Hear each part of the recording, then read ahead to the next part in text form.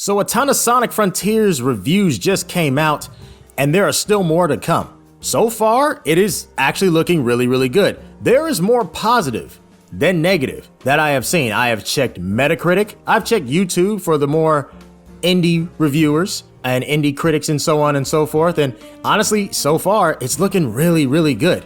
And it's funny because you do have a lot of differing opinions about certain aspects. There would be some people that say that cyberspace is the worst part of the game, and there will be people that say that cyberspace is the best part of the game. It's very interesting seeing that happen, but it all comes down to different taste. In this case, I've seen 3 9 out of 10s from, the more mainstream critics. 3 9 out of 10s, that's actually really good. Believe it or not, that's actually nice. So we got some 9 out of 10s. Most of them are 8 out of 10s. Most scores that you will see are 8 out of 10s. And that's fair enough. I can see this being somewhat of an 8 out of 10 kind of game. I can definitely see that. And then you have some 7 out of 10s. The Metacritic score overall is like a 73. But when you look at the review scores, there are a lot of 8 out of 10s, a lot more than anything else, right? So, and then you have a few low scores, very few. I only saw only 3, so it's not really that big of a deal. But, at the end of the day, these are all just people. These are all just humans. They all have their own opinions. But here's the thing.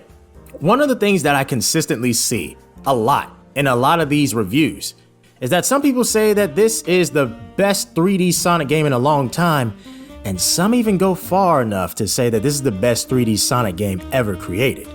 Meaning, better than Adventure 2, better than Heroes, and so on, all the way to Forces. Some people are saying that this is the best one ever. Now, should you let that hype you up?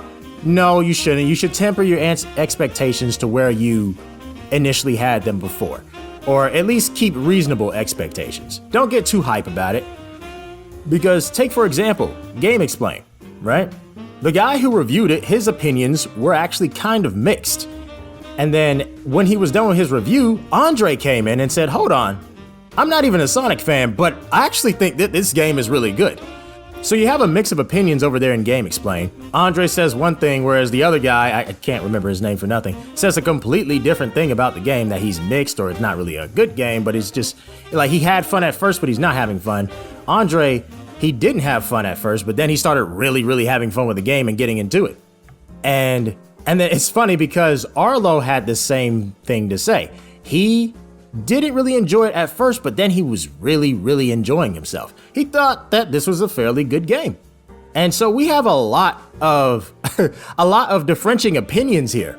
But what's important is that we gotta keep in mind that these are just people's opinions. They're humans just like us, even the mainstream critics. You can't take them too seriously. But understand this, most people are liking it.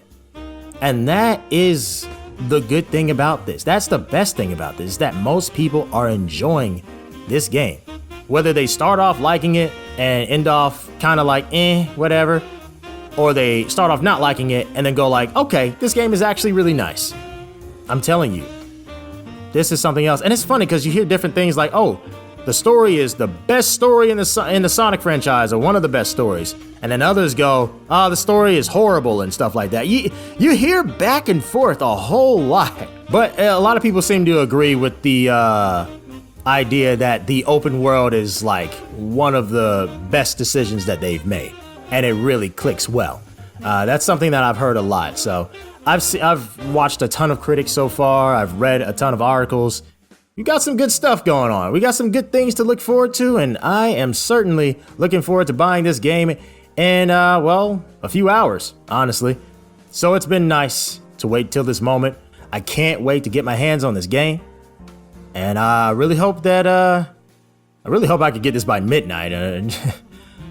Also, before I close out, I'd just like to say, play the game on hard mode.